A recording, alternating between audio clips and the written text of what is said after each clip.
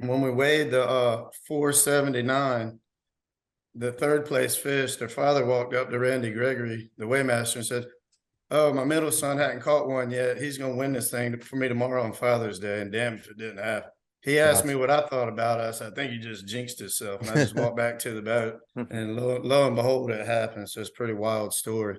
When I get back to Oregon Inlet, my next charter, my shaft slides out of the boat into the rudder. If that would have happened 8 hours or 10 hours earlier, I would have been out there and I would have lost that fish. Yeah, wow. You would have been in Bermuda. the fish. And how did it start out? Like, what was the origin story? Too much alcohol. Really? Okay. Says if God wanted us to have fiberglass boats, he would have given us fiberglass trees. It's for fishermen. It's not for taking the wife and the wife's friends. I think that it's a really, really pretty bit.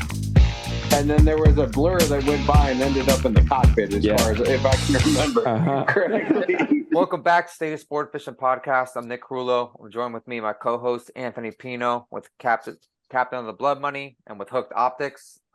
Today, our guest is Jay Watson, out of the Outer Banks, captain of a boat called the Widespread. They've had a ton of success tournament fishing, and looking forward to this one. Thanks for joining us, Cap. Yes, how you doing? Thank you. I'm doing well. So Thanks Cap, for having me. Yeah, man. Happy to have you on. So just tell us, where you're from and kind of how you got started. I'm from Chatham County, North Carolina. I just came down here and started riding out. The first time I ever went was with Jeff Ross on the Obsession and Jim Rickman. Ever since the first time I went out, I knew it was something that I wanted to do and be part of. How old were you when you started fishing or working on boats? 24. I think this will be my 15th season as a captain. Oh, nice. And I've kind of split time between Hatteras Inlet and Oregon Inlet. And not a lot of guys have really fished in both locations, even though they're so close. Yeah, that is strange. I mean, you would think that there would be, but it's really not. And everything's in both fishing locations is very different. Yeah. Two different styles of fishing, but it makes you better if you fish down there and come up here or go back and forth, in my opinion. Gotcha. Did you so you started out your first couple rides out with JR on the Obsession? Yeah. So that's been a long time ago. I think I'd been 23, 24. I gotcha. Yeah. And then did you end up finding a mating job after that? Yeah, I fished on the Houdini, Alex Willis boat that was built in Moorhead. I gotcha.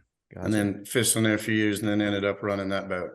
Nice. And that was when you started running boats? Yep. I gotcha. Then commercial fished in the winter, pound netted, drop netted, long lines. So pretty much been There's a lot of people that do that during the winter down there, right? It used to be all there was to do. Yeah. Now you have a few more options. There's a few more people around. I don't know if I recommend that for anybody or not. It's brutal and it's inconsistent money. I mean, it's a tough lifestyle, but I made my way through it, I guess. I gotcha. Yeah. It seemed like sometimes I would hear people talk about some guys that really, really do it, but they make a good business out of it and keep it going over the winter. So yeah, there's a handful of charter captains who do it in the winter. I know Bull's got a boat. He runs all winter. He does well with it. And Hank Beasley on the True Grit, he's got a commercial boat as well. Yeah. And a few others. What are they commercial for? They're just drop netting for whatever they can catch, pretty much croakers, bluefish, and I think they're catching ribbon fish right now. Wow. So, I mean, it's a tough way to make it as cold. I mean, but they do well with it. It's a grind. What do they do with the ribbon fish for the kingfish guys or something? No, they sell them commercially. I guess there's a market for them now. Really? Yep. So it's cold up here now, Nick. 40 degrees in Ocean City today. Sure. Oh, send it this way. Yeah, you're all excited for cold weather. It's depressing. Yeah, that's right. So, Jay, how's your season go? And do you do much of the bluefin thing? Is it recreational or commercial in the late winter, early spring? I used to do it when you could keep a couple of fish and there was some money in it, but now with one fish, it's just almost not even worth doing. I got you. And with the slot we've got with the charter boats, is you don't catch many slot fish. They're all big fish and people don't want to let them go. Yeah. It's not like a big marlin. People don't want to catch it and just release it. Gotcha. So it's not good for business. And the inlet's typically pretty shitty that time of year. Yeah, it's bad right now too. Yeah. They need to get that straightened out as well. It's Gotcha. 2022. There really ain't no excuse for it, but that's a whole nother topic. Which one's worse, Hatteras Inlet or Oregon Inlet? Because the last time I was in Hatteras, the hole was very small but very defined. It's like that. Oregon here right Inlet, now. Oregon Inlet. It's always just been like, I don't know. I've been fortunate every time I've gone through there. It's been okay, and I just follow somebody that It's tit for tat, but is you thinking better of follow rumor. somebody and stay tight on them. Yeah, because if the tide's sweeping you, it don't take long to get out of whack. Yeah. Especially if you have a twin screw. My boat has a single screw with a tunnel, so I can get away in like 2.5 foot of water. I got you. Maybe 2.5, 3, and everybody else is at least 1.5 foot more. Might not think it matters, but it does. Oh yeah. No, That for sure. I think we fished the Hatteras Inlet tournament, the Hatteras Village tournament, not this 2 springs ago. And I mean, it was deep. Well, deep is a right there where you take the left from the ferry dock and they cut it across that little shoal there. It was deep, but It wasn't very wide. It wasn't very wide, and you could see it No. progressively getting worse over the course of the week. And I was just like, we need to fish this tournament and get out of here. We're just gonna ruin our entire summer. That's right. And in the morning when you go out and you're facing Can't east, see nothing. Yeah. the sun's right in your eyes, and there's just polyballs to line up on. They're very difficult to see. Yeah. So that's a tough place. There ain't no doubt. But it's a great place to fish out of as well. Yeah. You done a lot of fishing down there? Yeah, I ran a charter boat in Hatteras in 2009 and 10, then in 2018, 19, and 20. So I spent 5 seasons down there, I got and you. it's been worth it. Tell us a little bit about that, because that like you said, they're 2 different places. Like, I mean, they're like 40 miles apart, but they're 2 different places on like the way they fish down there is different, and the community you think that people think the Oregon Inlet community is small. You go to Hatteras and it's like real there's small. there's like the same boats fishing every day, and Mr. Ron Whitaker and Buddy Hooper's down there, Yeah, Creature, Runaway, and there's a handful of good fishermen down there. It's a tight knit circle. It's hard to get in with, but I just went down there as myself, friendly to everybody, helped everybody, and just kind of blended. Yeah, they were when I went there. They weren't. Yeah, Steve they're not very was- receptive to outsiders. No, they were nice to me. They were super nice. Oh, Rom yeah. was Rom, and I kind of showed up and I was like, "Hey, could y'all show me how to get through this inlet?" And they were Oh, like, they'll- "Sure, come on in." Yeah, they'll definitely. Oh yeah, they'll definitely do that. They're gentlemen. So it was they're super, super nice guys. Yeah, but they're first class. But you were just there fishing a tournament. You weren't there year round. No. Or you were a threat to business and blah blah blah. When there isn't enough to go around, you see, and they're surviving off of it year round. You got to see where they're coming from too, kind of. Yeah, like I said, they'd always been super nice to me. Yeah, a special place for sure. And it's a fun tournament. I wish that inlet people weren't so scared of that inlet, because that fishing is incredible there that time of year. Yeah, the big blue marlin fishing is insane. They need to get that thing dug out, and it'd be great for the local community. It hurts all the businesses there that inlet not being dug out. Have they done it at all, or it's just that it needs to be done again? We do it twice a year. Yeah, it didn't maintain very well. That's all I can say about it. It needs to be addressed, both inlets. Have you ever been through any of those inlets, Nick? No.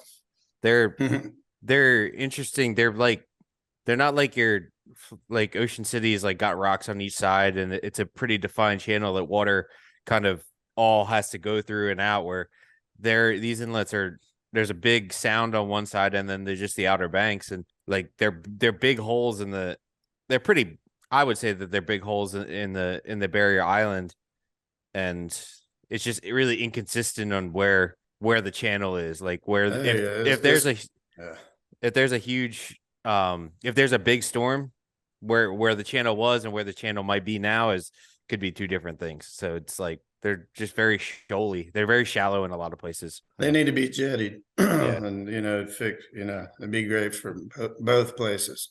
I mean, Hatteras used to be a really famous place to fish all year round in the spring, but not being able to get out with a boat, I don't know. Boats are bigger now than they've ever been. So So yeah, and that hurts them. to get a 60-footer in there it's a little sketcy. If it's that tournament that I fished, they had dug out that shoal, that little channel, which is probably, I don't know, if it's probably not even a quarter mile long. That's but right. By the end of the tournament, 4 boats had piled up on it. An 80 Viking or 76 Viking, a couple custom boats. It was. And there probably weren't 30 people fishing the tournament, so 25% of them tore the boat up. Yeah. When I say piled up, I mean they piled up. A shame. So it sucks. It's a difficult place. Yeah, So having the single screw is an advantage for that. a little bit. I mean, it's a matter of feet and inches in there. So yeah, it helps you a little bit, but it don't save you by no means. What do you cruise out on that rig? Like 24. 24. Yeah. Do you have a keel on it, Jay? A small keel, So you but can it's got a tunnel. a tunnel. So you can like run aground and then back up. I've seen people do that. I have once, but yeah, I don't know about that.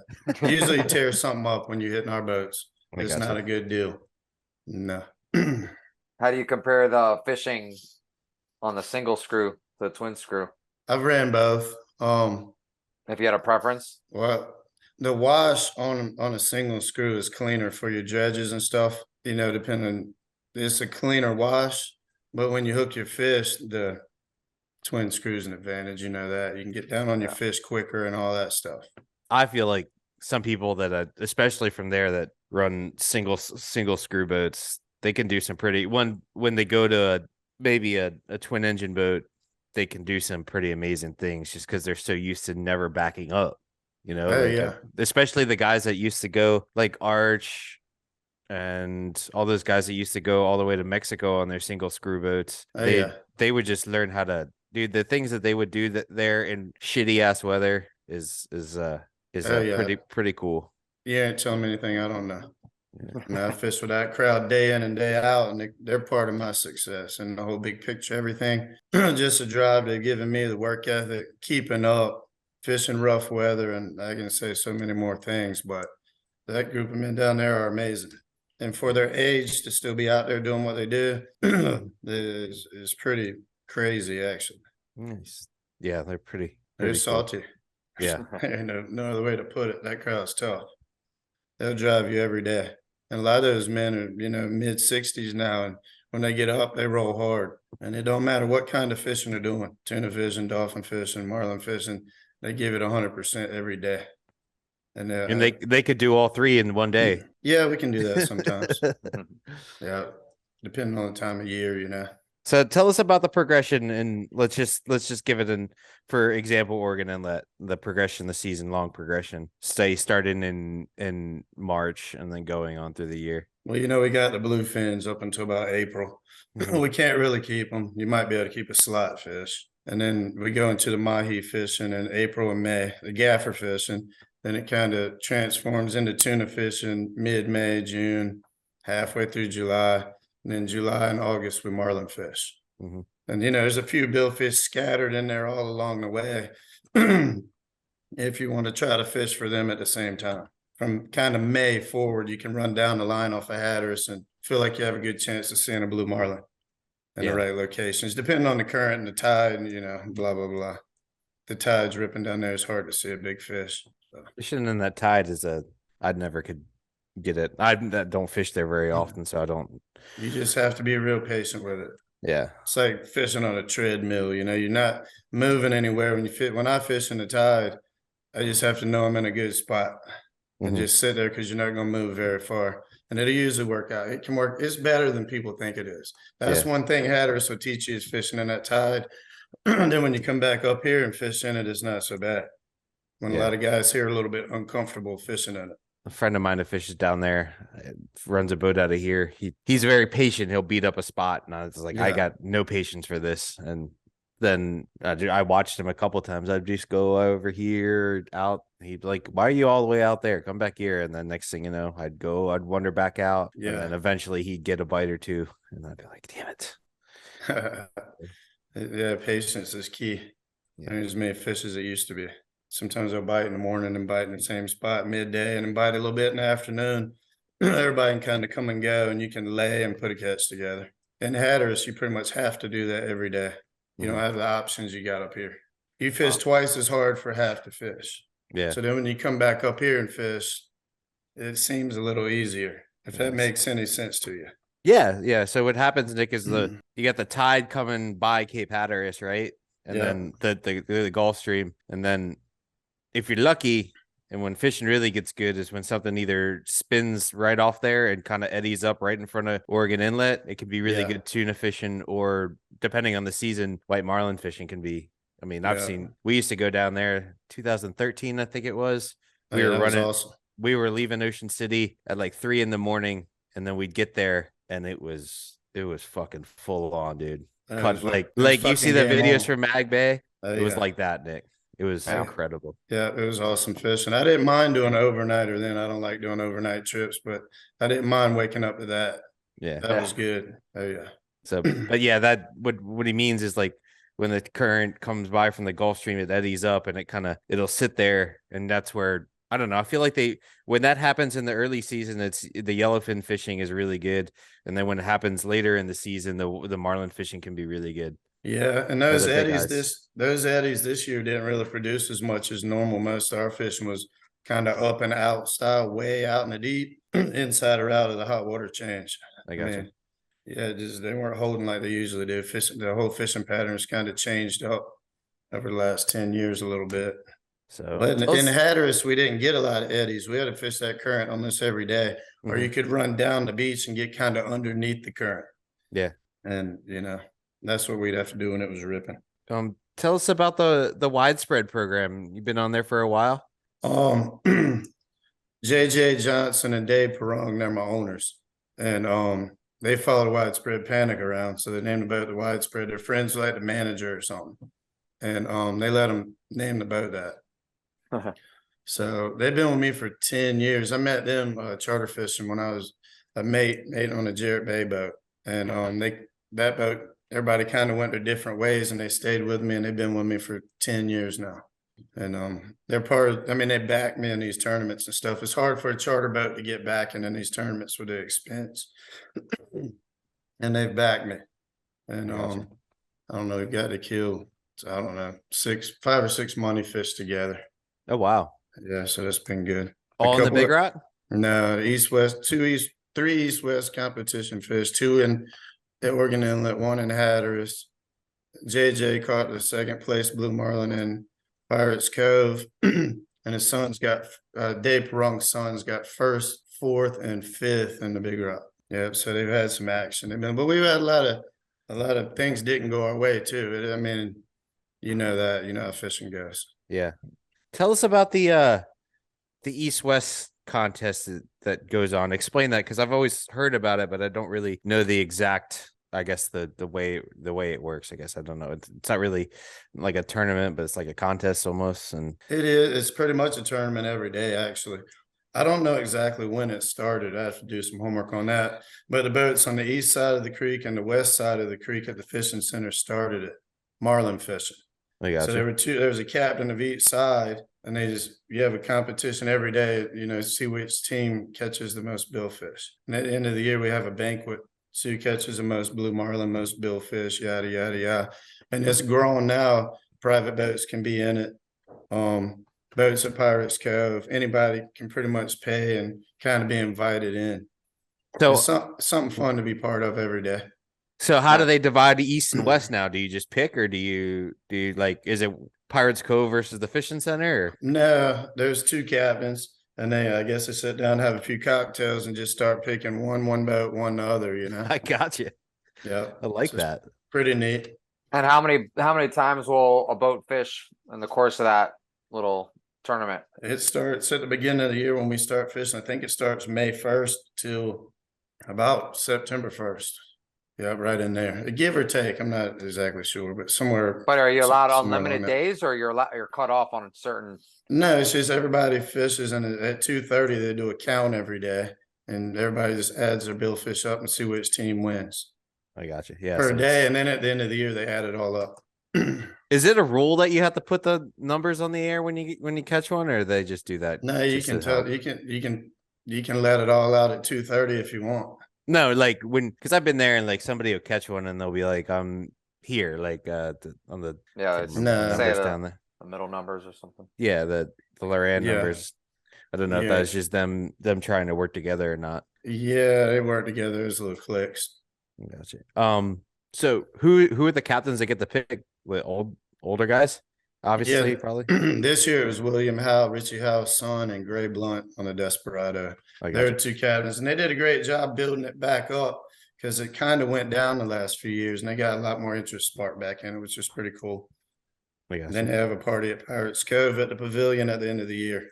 Nice. So pretty something cool to be part of. And then they do a mates pool too for whoever kills the biggest blue marlin. Like that's your east-west fish. It's a 60-40 split, first and second place. Yeah, I gotcha. Then all the mates throw in, I don't know, $500 or whatever it is. So there's pretty considerable amount of money in there. Yeah. Depending. So you Well- won that twice? Yeah, I've won that 3 times. 3 times. Nice. Yeah, I What was like to the- fish for it. What size were those fish? One was 626, one was 417, and one was 551. So I mean, it don't necessarily have to be a really big fish to win. I mean, you Yeah. got to think charter fishing. A lot of times we don't have a lot of big poles and baits out there. You got to get him on the right pole, Do you? lo- How often are those like? They've all been like ones that you've got the right stuff to, or just like the longer it come down tuna No, fishing and you're like, shit, no. that's a blue marlin. I don't really get lucky like that. They were on the right pole. I got you. The ones I've caught. I I got you. think, yeah, you'll hook them big ones on the tuna rig. There's a lot of big fish hooked up here every year that aren't caught. They just ain't the leader material ain't going to hold up. I got you. And what do you? I mean, I guess your charters don't really have an issue with killing a blue marlin, so they're just like, No, I mean, not. I don't kill them as much as I used to. I let them go unless they're in that mate's pool, or if Mhm. it's like a special occasion, or those fish need to have some worth these days. And that's the cool thing about that Mongo offshore that Jeremy Cox is doing up here. That's in the Gulf. You've heard of that? Mhm. So he started it on the East Coast. I've tried to help him get that going, and it gives those fish some worth. Gives you something to fish for every day. That starts May 1st till September 30th as Gotcha. well. And I think nobody caught the blue marlin up here this year, so that pot ought to have I know there's about 50 grand in it with Yeah. the side pot. So next year probably 100 grand. So get a few buddies or something in town. It ain't something bad to go target if there's a few around. And we ended up getting fortunate and catching the mahi, and that was good. Nice. Tell us about the fish in the Big Rock. How big were those ones? Were they caught in this? You said they were 2 of them caught in the same year. Yeah, okay. I'll get to the whole story. All right. They came down to fish with me in 2019, and Connor Perrong, Dave Perrong's oldest son, he caught one that was 482. And I got caught in the tide. I caught that fish in the tide. It drug me up to the 500 line. I didn't have enough fuel to get to Moorhead. I had to call Randy, and he gave me permission to get fuel in Hatteras and run down the Sound. Then the clutch went out. I think that fish would have been the first 500 pounder if I had it on deck for I don't know. I'd say it took me 8 or 9 hours to get down there. And I Wow. feel like it lost about that much weight. So he caught that fish. And then I laid a day in Moorhead, came back and fished out of Hatteras the final day. And we hooked a really big fish. Cole, the kid that ended up winning the Big Rock, the 19-year-old, we hooked a really big fish. It wasn't big enough to beat that 914 that won that year the Top Dog had, but it was it was a solid 700-pound fish. It jumped right under my rigger. We fought it for 2 hours and it pulled off. In 2020, I didn't get the fish because of COVID, and that was the year that the outboard won the Pelagic Hunter 3. So I had 3 over 500 that week plug fishing after charter fishing. So I was sick, And in 2021, when we ended up winning, I fished 2 days and pulled two off. They were pretty nice fish. I laid a day and then I fished a day, and we ended up catching that 479 that Luke Perrong, he caught that. We took that fish to Moorhead. That was a 3rd place fish. And I was going to lay a day, and I looked at the weather, and I ended up fishing. So I ran all the way back up like 75 miles and started fishing up. And I caught a charter boat that was up there on the line, and they said that there weren't any current where the current had been heavy there. He said the current fell out. So I steamed up 20 miles in the afternoon. We ended up hooking that fish at 2:30, and Luke ended up fighting that fish for 4 hours. Cole ended up catching that fish after fighting it for 4 hours, and ended up being the youngest, person to ever win the big rock. How big was that fish? 656. Wow. Yeah, and I wanted them out of the chair the whole time. I mean, they were about to kill those boys, and their father made them stay on them because you can switch anglers and stuff in that. And I wanted a fresh guy, and they ended up doing something special. That's pretty cool. That's yeah. I mean, as far as Randy Ramsey told me, they were the only 3 teenage boys or 3 brothers he's ever known to kill a fish in a major event, unless somebody can say something different. I got you. And another crazy part of the story is when we weighed the 479, the third place fish, their father walked up to Randy Gregory, the weighmaster, and said, "Oh, my middle son hadn't caught one yet. He's going to win this thing for me tomorrow on Father's Day." And damn if it didn't happen. He asked me what I thought about it. I said, "I think you just jinxed yourself." And I just walked back to the boat, and lo and behold, it happened. So it's a pretty wild story. And then when I get back to Oregon Inlet, my next charter, my shaft slides out of the boat into the rudder. If that would have happened 8 hours or 10 hours earlier, I would have been out there and I would have lost that fish. Yeah, you would have been in Bermuda. Well, a fish, you ain't gonna be able to boat a fish like that with no power, Yeah. So it's really, really wild story. I guess the planets just kind of aligned. It was meant to be. Interesting. My buddy on the Top Dog, when he caught that big one, yeah, Ryan, he also caught one at like a 400 and something pounder. He killed earlier. Is that? I mean, I feel like when you got it going on there, like, I don't know, he was just keyed in on something, and you seemed like you were keyed in on something. And I think there was, I want to say that there might have been another boat in recent memory that caught 2 fish. Now, like, I mean, Ryan's fish didn't end up. He ended up bumping his own fish, I think, in the 4th or something like that. But just the idea of, like, because the fishing is not that good during that tournament. So, like, what do you think? Do you just get keyed in on something that you feel good about? Because I feel like there's been a couple boats that have weighed 2 fish in recent memory. Yeah, there aren't very many. Yeah, I mean, I put a lot of time into that style of fishing, like a lot more than people realize. Over the last probably 15 years, I've put probably more time in. I'm talking about big blue marlin fishing, not just straight up, not just bill fishing in general, but lure fishing. Yeah, and just big fishing. And maybe 4 or 5 boats I can think. I'm talking about East Coast, North Carolina, not the boats travel around the world, of course, but in North Carolina, and it just kind of finally paid off over a lot of time. Because it can be difficult you can easily get distracted, it can get frustrating.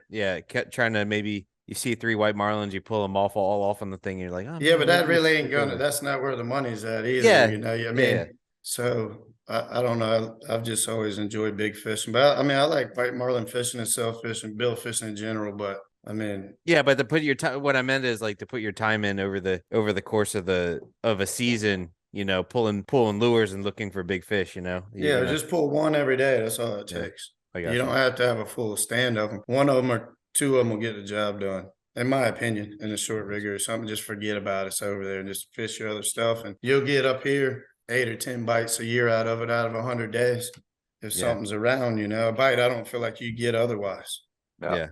My opinion might not be right. I don't know. Are you fishing kind of a hybrid spread a lot with bait too, or mostly plugs for the tournaments? For tournament stuff, it depends on which tournament it is, and the situation, what I need. I mean, that's kind of situational. Yeah. But I've always got some kind of meat in the water. I don't pull all plastics, no, at any time. I like to have something real out there. Do you get a lot of them on the pitch bait, or? Oh yeah. Yeah. But that's mostly your 225-pound fish, 250s, stuff like that on my boat. It seems like most of your bigger fish come to the short riggers, and some of the other ones come to the teasers, And every boat's a little bit different as far as where they like to get bit. I mean, some boats I've ran, the bites are long. The boat I'm on right now, the bites are tight. Gotcha. It's an art to all of it. plug fishing, you're steadily, I don't just pull them around. You're steadily adjusting them things, changing them out, seeing which ones fish together at correct speeds, colors you've caught them on. I don't pull anything in a tournament that I hadn't caught several on before. And I might only take 6 or 8 plugs with me, but they've all caught fish in certain. What does your places and lure situations. lure spread look like? Like, say for instance, for the big rock. I fish the bigger, like more aggressive stuff close, and then my longer stuff will be kind of something a little smaller, a little less subtle, and it just all changed out throughout the course of the day. Dredges and teasers too, or Sometimes, depending on the grass. I fish gotcha. a lot of grass. You get where I fish, not a lot of people want to fish because you're gonna have to work your ass off. I don't need 2 super mates. I just need somebody to keep the stuff clean, typically. So I like it. then talking about mates, and killing big fish is not like catching 35 white No. marlins or sailfish. No. Like, what especially if you don't have like a full group that kind of know what's going on. Like, say for your instance, your mate when you're charter fishing, like, I mean, that's a handful to deal with. oh yeah. They're a handful. I take 2 mates with me from the fishing center, and I fish all crank on stuff. Yeah. I don't hand wire fish up there. If I've already fought them for 2 or 3 hours, I don't want you grabbing the leader and jerking any harder to pull them off. Most of the time, they hook good enough, it don't matter. But 1 out of 10, you're gonna pull him off, and I would have got him, possibly. I want everything to stay the same the whole time we're fighting. If I push a drag up, just play them out. I ain't worried about catching them real fast. That way they don't come up there as crazy either. People make mistakes when they come up there crazy. Do you think patience is key when it comes to killing a big fish? Absolutely. Because those fish will try, they're all gonna make different moves, they're all gonna act different. That fish we killed in the big rock, it ran out 600 yards on the top and came straight back to the boat on top of the water and rolled up there like you could have grabbed it. She was kind of playing you. If you'd have grabbed it, she'd have pulled it, you'd probably ripped it off, Yeah. And then she went down there and settled for 4 hours. Wow. And, just in the current, just swimming in the current? Yeah. Gotcha. Now, what do you do there? Because I just put the bow to the southwest with a trolling valve on and let them fight the boat in the current in the tide. Wow, gotcha. If you get going with them, then I don't know, you can try it. Especially if they die. If they go down deep and die, you got to have your boat up in the current to the southwest and they'll pop up like a planer. Yeah, gotcha. If you try to go with them, if you try to keep going with them, they'll keep dumping you, especially a big fish. What do you feel like? I had to learn that the hard way. Buddy Hooper told me that. I gotcha. Let me help you out a little bit. Do you have to have the angler like jam a bunch of drag on it? I mean, it's got to be.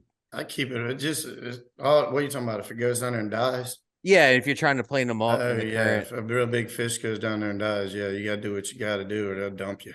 Yeah, I don't care if you got a 130 or not. And that current, they'll get you up here. Once you get up here, they won't do it as bad. Or up there in Ocean City, you don't have to worry about them doing that, really, do you? No, not really. They just if they go down there and die, you're earning that tie. It's hard to get them up through it. No, we very rarely got current like that. Yeah. So, like, if one dies, and you point the boat to the basically dead into the tide, right? And they'll pop up. And then the angler, is he jamming? He's going up on the drag. If it's a big fish, you got about all the drag you can take on there. Yeah. And you got to do what you got to do to stop it and get it coming back. Yeah. What are you talking, like 38 pounds, 40 pounds? I think a little more than that. Wow. Gotcha. Yeah. Do you fish a lot of drag on the bite, or do you increase it once you get everything settled? Oh, on the bite? No, I don't fish a lot of drag. I let them run off there and do all that crazy stuff, and then ease it up there. Yeah, I don't fish a whole lot on the bite. Mm-mm. Have you had the chance to fish on any sonar boats? No, I hadn't fished on them. I mean, I've heard about it. I know they're highly effective. I'm kind of where do I stand on that? I don't know. There aren't aluminum baseball bats in the Major League for a reason. Man, I don't know about it with the future of the sport with a quota. When everybody gets keyed in, then what can you see? A half mile on a boat, a quarter mile each direction. Yeah. You've got a little less. 1,000 feet. Yeah, so you give 300 boats that ability, they can see how many miles at a combined time in the ocean to target these fish. I mean, I don't know. I'm not sure how I feel about it. It ain't because I don't have one. And I mean, I know they're great to fish with. I just don't know about it in a tournament situation. That's just my thought on the future of it. There ain't as many of them big fish around as it used to be to target and lock in on and follow them around and all that. And I feel like everything's always been great the way it is. Why change it? Kind of, but there's two sides to this story.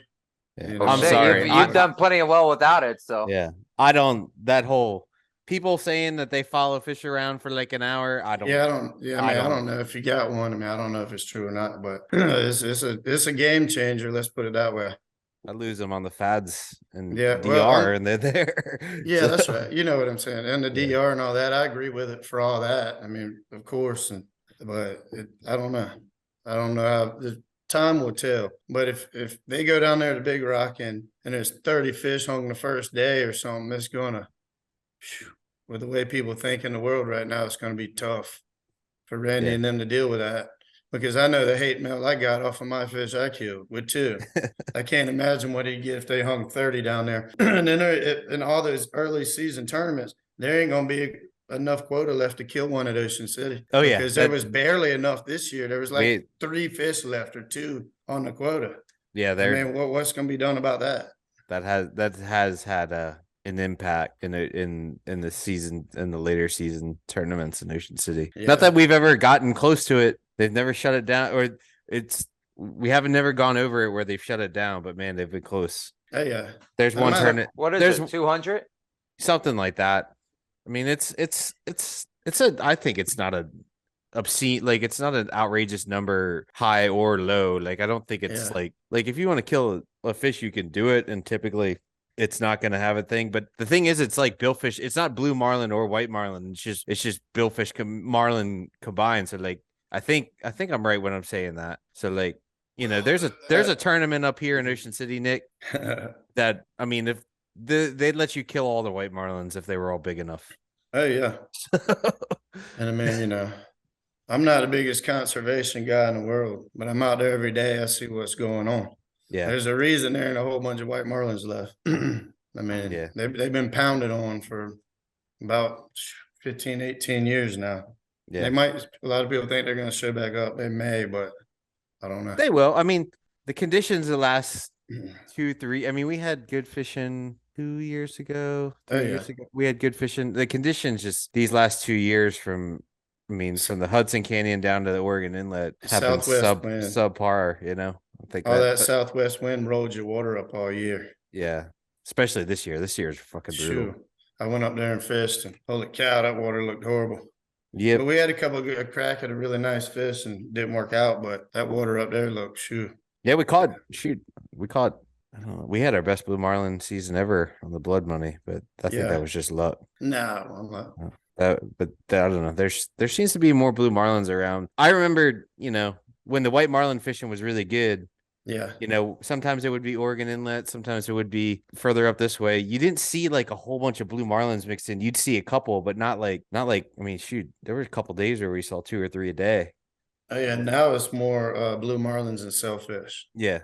Here and kind of up and down the line. I don't know about there, but here it's mostly blue marlin and sailfish from Moorhead to Virginia Beach. Yeah, I mean, I feel like my ratio was like when the white marlin fishing was good, it was like 10-1. You'd catch 1 blue marlin to every 10 white marlins. Now it's like 4-1. Yeah. When do you have good sailfish in there by you, Jay? That was pretty much the only bill fishing we had all year here. What's the best kind of month for sales? Mid-August on through September. Yeah. And what's a good day? I don't know, 4 or 5, maybe see 8 or 9, but then there will be a great day where a boat might see 20 and catch 10 or so. But that's very rare. Where does that happen, Jay? Is it typically down further to the south and in shallower water? Or? Really, the best of it's been right out front here. Last 10 years of big days, been right out front, like blended water. Is like it 750, just kind of right out front, not really inshore. Yeah. 30 fathom is right on out. You know, give or take. But the days when there's been a lot caught, it's been in there kind of shallow back at the tower. I got you. Yeah, give or take.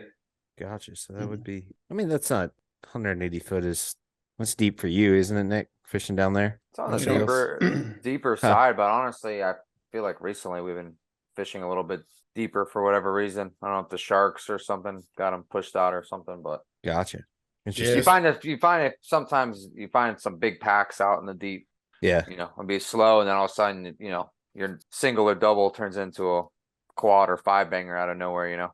Yeah, and pretty much our best depth fishing up here down the line for mixed bag of fish, about 60 fathoms. Yeah. Blue, white, sail, chance to catch a slam or something. Once you get outside that deeper, it's mostly all blue marlin fishing. But then you don't know, someday there'll be a piece of water out there to eat and everything will be in it. It's hard to tell, but day in, day out, that 60 fathoms, hard to beat for just mixed up billfish. But I don't catch a lot of big blue marlin that shallow. For me, ever, other people do sometimes, but not myself. When you were fishing, like those fish you killed down there in Hatteras into the south, were they in like 100 fathoms where everybody fishes, or whatever? Was it No, deeper? it was I was outside of that, like 500. I got you. Yeah. Interesting. Do you feel? I've heard this say down there. Do you feel like, you know, if you get a bite in one depth, there seems to be a trend on that day, like maybe that day or that week, whether they're kind of in there or not in there, but on the same depth? I'd stay there. I mean, especially this day and time. Yeah. Yeah. If you see a fish in a certain depth, I'd stay there unless the water pulls out. Up there, the water will pull out a lot. And then, you know, if that water pulls out and changes up in there, it's more water related than bottom related, especially when you get above Hatteras. And there you can fish over the bottom, you know, rock pile of rocks down in 900s, yada, yada, yada. But up here is almost totally water related. Yeah. And Ocean City's about the same in it when it comes Yeah. to marlin I mean, fishing. I'll chase water to the end of the earth. From Cape Hatteras to the Hudson is our boundaries. Yeah, that's for our right. boat. You got some, yeah, you got ultimate capabilities. That's cool. I mean, yeah, that's awesome. You're part of that. Yeah, but I mean, yeah, we need good water, which we didn't have this year, but yeah, I mean, it's all, for me, it's condition related. Now there's a handful of guys that can go to certain spots and beat up if there's bait there. You're gonna watch the show because they know it so well. They've been fishing here forever. Right. But I mean, for me, I prefer the chase water because I know you might swing and miss out there, but you might land on them, you know. Yeah, it's a good bet for you. That's the reason a lot of old longliners are good bill fishermen. Tom Krause, John Bayless, they're old longliners. They fish the water and out. They understand how to track it. I mean, I've watched Bayless in Costa Rica do some pretty incredible stuff. Like he'll be back when he had the old Tar Heel there. Yeah. Like he'd be fishing, catching them. And he would just pick up and he'd run like 2 miles and set back out, and then we'd get them again, you know. Oh yeah, I got good instinct. Yeah, it's pretty impressive to see, you know, how some people have a good understanding how things move. Hey, and if you fish out of here, I mean, I feel like you can go, if you fish at the fishing center, run a boat, you can go anywhere in the world and do well. You have a little bit of adjustment time. But once they get it figured out, they typically do pretty well. I mean, that's pretty much been proven anywhere anybody's been from Morgan Inlet. That's for sure. Yeah, I mean, there's a lot of those guys, I mean, they're lifetime watermen, you know. They ain't got the fanciest boats, the most capability in the world, but they read the water well. They know depths, they see fish. And in almost any tournament or major event that those boats are in, there'll usually be one lurking somewhere around the money. Yeah. If you think about it over time, which is, you know, pretty impressive in my eyes anyway, because we're a little outclassed with equipment and stuff these days. I always found it interesting. You know, you guys fish, you know, along the bottom a lot that down there, and then we used to. Yeah. Then Not the guys in the last couple of years. Yeah, then the guys would come up to Ocean City, and they'd be like, you'd be out there like 90 miles, and there'd be all of the Oregon Inlet fleet that came up there, no matter how slow the boat was. They were out there 90 miles. Yeah, I mean, that's what I'm saying. I mean, there's a lot of drive and push there, and they're more competitive than you think. Yeah. Yep. Especially them older guys, like, how in the hell is he out here doing this? But love that. Yeah, pretty neat. Have you fished in Bermuda at all? No, I had never really been able to travel out of North Carolina. I fished up and down the East Coast, but from Ocean City to Charleston, I had never really fished Florida. I got my kids here, so I can't really leave home. Well, you're not missing much in Florida. the kites, Nick, and all the tailors, and then wait for the roughness to come, and the north wind and the current and Oh yeah, exciting. foul weather gear. People getting excited when it's cold and blowing 20, 30. Yeah, well, we got no cold weather, so nothing to get excited about. And every year it's like less and less cold weather, so I don't know what's going on. They're gonna have to switch all the tournaments till June. I'll do something. Jay, this time of year, you're just kind of just trying to get through the winter season, boat maintenance, stuff like that. Yeah, I fish all the way through. The yellowfin fishing here has been the best in December about the last 3 years. Our October fishing seems like it's moved back a month, but I'm just having trouble with the weather and the people, just getting people down here to fish. Yeah. The weather's been too iffy. I can't get people to travel 4 hours or 3 hours. They want to, but I don't want to get them to come down here and not be able to get out. Yeah. Where does So- most of the business come from? Is it online or a lot of repeats or? A little bit of both. And there's only a few of us that fish in the winter, so I mean, we pretty much have it to ourselves. There's only like 4 or 5 boats who'll go. A lot of guys just hang it up and go to the boat shop and get a steady paycheck, or go do something else, What the Sharks? We gotta talk. If we're gonna talk God. about North Carolina, Oregon Inlet, we gotta talk about the Sharks a little bit. Well, yeah, they're really bad around the bottom. Dude, I got Ooh. two fish eaten this year in 1,000 fathoms. Oh yeah, it'll happen out there, but it's not as likely. It just mean- shocked me that I was like, Yeah, well, what the it's fuck? it's forced the fleet to kind of fish out deeper, kind of up and out, and in there around from the point to the 650 around the bottom. You don't stand a chance, man. Yeah. So And it's I- kind of forced everybody to fish up and out, so to speak. Do you man, I remember we would run down there from Ocean City every once in a couple years where it was really good in May before we had any fishing.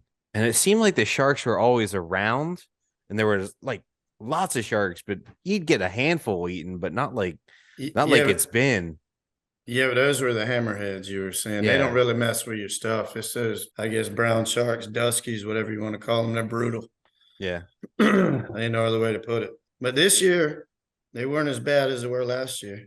Yeah. But we've kind of learned to fish away from all that stuff. Do you switch up the way you fish or do you still fish? I mean, I can't imagine you can just like keep it in gear and load up every rod anymore. You're just kind of feeding them. Yeah, you can still do that. But if they're there, I don't know what to tell you. Yeah. I mean, you might get lucky and get them and you might not. There ain't a whole lot you can do. I don't care how fast you try to crank them, man. Everybody's tried everything. If they're going to get you, they're going to get you. You ain't quick enough. Yeah, they're getting bad down here. I mean, I never heard they were getting bad down there for y'all. really bad. I mean, never have. I mean, in my whole life is sailfish, and never would they eat sailfish. And now, the last 3 years, they're fucking eating sailfish. And Jesus. I mean, I had- sometimes the sailfish, as soon as the sailfish comes up and eats the bait, there's already a fucking bull shark out of the water eating them. Wow. Wow. Yeah, I had a first blue marlin I ever had get eaten by one this year. And I think Greg Merrill, Fishing Frenzy, had one ate, and somebody else. So there's 3 blue marlin up here that got 8 this year that I know about, Hopefully they don't get a taste for those things. Yeah, that's They allowed they've been going crazy, the fishermen down here, especially the charter guys, because even just on their charters, all their kingfish and everything else gets eaten. And Damn, they're eating they, those too. oh yeah, they love their kings, boy. But they allowed one commercial guy, and they gave him a few days, and he long line a good amount of them. But It's going to take a lot longer than that. yeah, he needs a lot. Yeah. more. like when it's bad, Jay, how like, man, I hear guys like they'll catch a dozen and lose a dozen or more tunas. No, it's worse than that. When Yeah. it's bad, you can have 30 or 40 bites and catch 2 Wow. or 3 for I'm talking about there can be 30 or 40 boats in a block and everybody lose 15, 20 fish really quick and catch 2 or 3. And then you just got to leave. Yeah, I mean, Yeah. eventually Yeah, I you just mean, got to stop. you can't keep. because they're doing just it. training them. Yeah. Yeah, you're training them and it's expensive too. Yeah, Man, it just people get sick of it. It's working the mate really hard. it's a lot of hooks. Hooks aren't cheap anymore. Nothing's cheap anymore. Those mustard hooks, tuna hooks are expensive. Oh yeah. Yeah. So do you guys, like you said, you just kind of fish as close as you can to where you want to fish and hopefully not get sharked. Yeah, pretty much. Just do whatever you got to do to stay the hell away from them. Yeah. And we tend to fish a lot up to the northeast now, where you were talking about marlin fishing. We didn't used to fish up there for tunas. And it seems like once you get above like the 000s and all kind of out in that area, the sharks weren't as bad. You could put a catch together. So we've been tuna fishing up there a lot. Last, I don't know, 3 or 4 years. Where we used to never fish up there for tunas.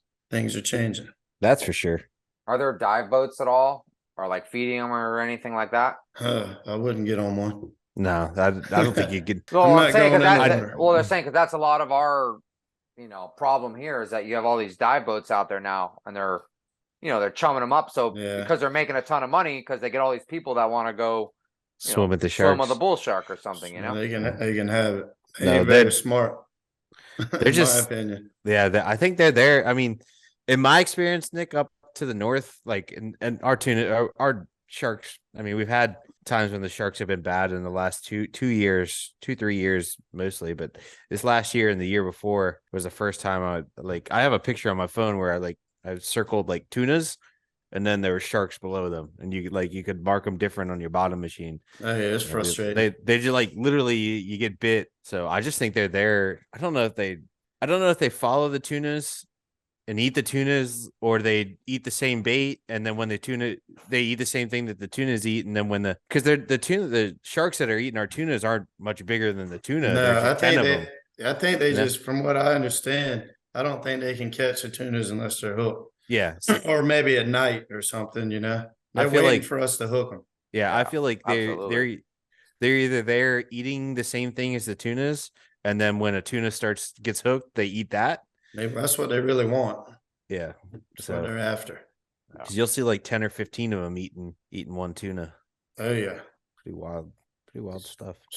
no good. Very frustrating, especially to a paying customer. It's paid a lot of money to go out there and you work really hard for that bite, and then they all get ate. I mean, it's not good for business. And then it's just as bad with the kite. Tell us about the kite thing, because the kite thing's cool.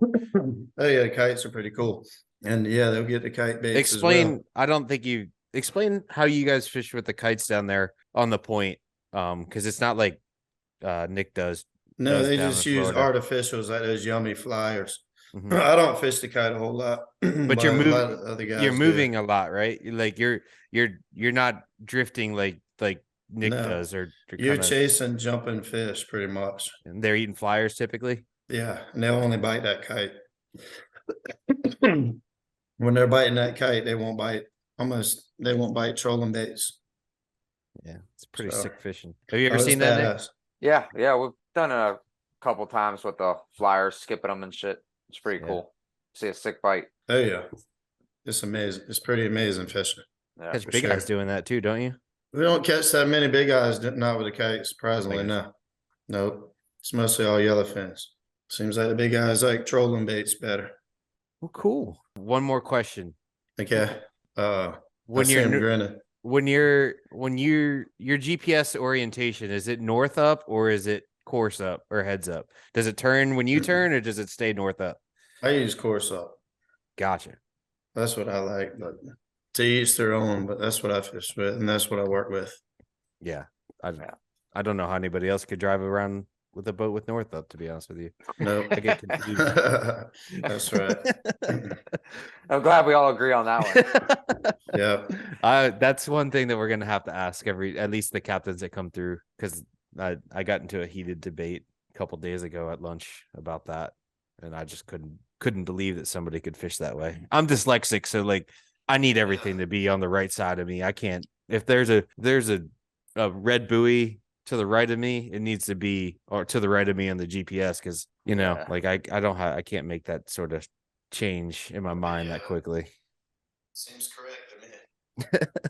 Well, thanks, Cap. We appreciate your time, man, and hope you feel better.